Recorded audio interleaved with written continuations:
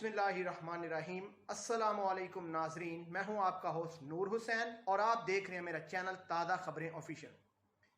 Video شروع کرنے سے پہلے آپ سے درخواست ہے کہ میرے چینل کو سبسکرائب اور لائک ضرور کریں، کیونکہ آپ تک باوثوق معلومات پہنچانے کے لیے ہمیں سخت محنت کرنا پڑتی ہے۔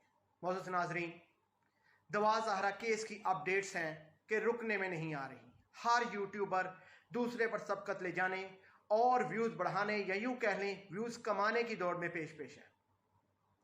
ایک ہی بات مختلف الفاظ اور مختلف انداز میں مختلف چینلز پر دیکھنے اور سننے کو ملتی ہے۔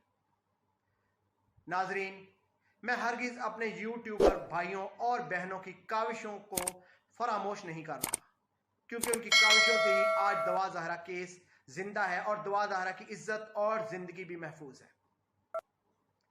میرے کہنے کا مطلب صرف یہ ہے کہ اس کیس کی کامیابی میں اقرار الحسن کا کردار اپنی مثال آپ ہے۔ اس دلیر صحافی نے ان لوگوں کو ناکو چنے چبوا دیے جن کو ہاتھ ڈالتے ہوئے بڑے بڑے عہدیدار کتراتے تھے۔ معزز ناظرین، دوا زہرا کیس کو اپنے منطقی انجام تک پہنچانے کے لیے اس سید زادے نے جو کردار، جرت، بہادری اور دلیری دکھائی وہ اس کی شخصیت کا ہی خاصہ ہے۔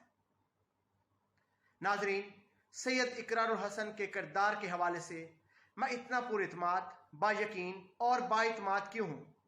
اس کی ایک خاص وجہ ہے اور وہ حقائق ہیں جو میں اس دلیر صحافی کے بارے میں ذاتی طور پر جانتا ہوں۔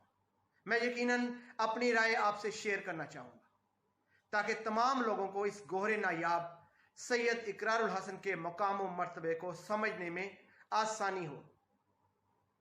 معزز ناظرین، میں آپ سے پوچھنا چاہتا ہوں کہ کیا کسی کیس کو آج تک میڈیا کوریج اس قدر ملی ہے جتنی کہ دوا زہرا کیس کو گزشتہ 4 مہینوں میں مل چکی ہے؟ یوٹیوب پر دوا زہرا کیس کے حوالے سے لاتعداد ویڈیوز موجود ہیں اور یہ کیس گزشتہ 4 ماہ سے دیگر تمام موضوعات پر حاوی ہے۔ معزز ناظرین، تمام لوگ سنی سنائی باتوں کی وجہ سے ظہیر کو ایک گینگسٹر کہہ رہے تھے، لیکن سید اقرار الحسن نے ملزمان کی اصلیت جاننے کے لیے وہاں تک جرت کی جہاں تک کوئی عام شخص جانے کا سوچ بھی نہیں سکتا۔ ناظرین سوچئے، اگر سید اقرار الحسن کی انٹری نہ ہوتی تو کیا دوا زہرا ان بے حس اور باوسائل اغوا کاروں کے چنگل سے چھوٹ سکتی تھی؟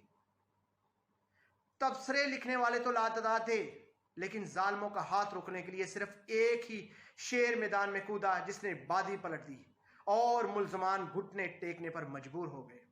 معزز ناظرین، میری ذاتی رائے میں سید اقرار الحسن ایک نیک دل، بہادر اور خدا ترس انسان ہونے کے ساتھ ساتھ ایک تجربہ کار صحافی بھی ہے۔ اس بے باک صحافی کے کریڈٹ پر لاتعداد ایسے کیسز ہیں جن کو پولیس کے ادارے بھی منطقی انجام تک پہنچانے سے قاصر تھے۔ معزز ناظرین، سید اقرار الحسن نے بڑے بڑے جعلی عاملوں کو بے نقاب کیا، بڑے بڑے ڈاکوؤں کو نکیل ڈالی، بڑے بڑے کرپٹ پولیس افسروں کو ان کی اوقات یاد دلائی، بڑے بڑے نام نہاد ڈاکٹروں کے جعلی کلینکس بند کروائے، لاتعداد اغوا کاروں کو جیل کی سلاحوں کے پیچھے دھکیلا اور اندھے قتل کی کئی وارداتوں کی نشاندہی کی اور اس حوالے سے پولیس کو ٹھوس اور پائیدار ثبوت بھی فراہم کیے۔ معزز ناظرین، میں بلا وجہ اس مرد جری کا پرستار نہیں، میں اس طوفان جرت اور دلیری کو ظلم کی چٹانوں سے ٹکراتے اور سرخرو ہوتے دیکھ چکا۔ معزز ناظرین، اقرار الحسن کے پروگرام سر عام کو دیکھیے، کس طرح اس بے باک صحافی نے اپنی ٹیم کے ساتھ مل کر کیا کچھ بے نقاب نہیں کیا، لیکن افسوس ہے کہ قانون نافذ کرنے والے اداروں کی غفلت اور لاپرواہی پر ملزمان کیفر کردار تک نہیں پہنچ سکے اور یقیناً اس میں سسٹم کی خرابی کو نظر انداز نہیں کیا جا سکتا۔ یقیناً اقرار الحسن پر احمد فراد کا یہ شعر صادق آتا ہے: شکوائے ظلمت شب سے تو کہیں بہتر تھا، شکوائے ظلمت شب سے تو کہیں بہتر تھا، اپنے حصے کی کوئی شمع جلاتے جاتے۔ ناظرین، دلیرانہ صحافت کی تاریخ میں سید اقرار الحسن کا نام ہمیشہ سر فہرست رہے گا اور یہ درخشاں ستارہ آنے والی نسلوں کے لیے انشاءاللہ ایک اعلیٰ مثال ہوگی۔ معزز ناظرین، کرپشن ہمارے ملک کی رگوں میں سرایت کر چکی ہے۔ اس کرپشن کی گندگی کو دور کرنے کے لیے سید اقرار الحسن جیسے دلیر لوگوں کی خدمات یقیناً ضروری ہیں۔ معزز ناظرین، سید اقرار الحسن پاکستان کا ایک قیمتی اثاثہ ہے جسے اس کی صلاحیتوں کے شایان شان کام نہیں دیا جا رہا۔ اگر حکومت پاکستان اس بے باک صحافی سے احتساب کے حوالے سے خدمات لے تو یقین مانے پاکستان دن دوگنی رات چوگنی ترقی کر سکتا ہے۔ ناظرین، اب تک اتنا ہی۔ اپنے ہوسٹ نور حسین کو اجازت دیں اور میرے چینل کو سبسکرائب اور لائک ضرور کریں۔ شکریہ۔ اللہ حافظ۔